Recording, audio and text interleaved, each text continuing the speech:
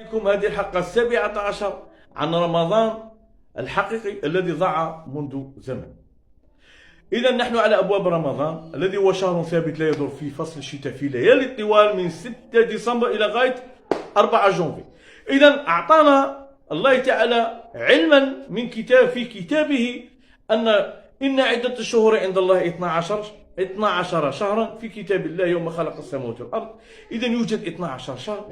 إذا بعدها قال شهر رمضان، من تلك الأشهر يوجد شهر رمضان. ما هو الحدث الذي وقع في ذلك الشهر؟ إذا شهر رمضان الذي أنزل في القرآن، الحدث العظيم وهو نزول القرآن. بعدها ماذا قال؟ إنا أنزلناه في ليلة القدر وما أدراك ما ليلة القدر. إذا أنزله في ليلة القدر. قوله تعالى أيضا ذلك الحدث العظيم في سورة الدخان حاميم والكتاب المبين إنا أنزلناه في ليلة مباركة. إذا تلك الليلة المباركة أين هي من ذلك الشهر؟ ذلك الشهر أين هو من تلك 12 شهر؟ انتظرونا للتوضيح أكثر بإذن الله.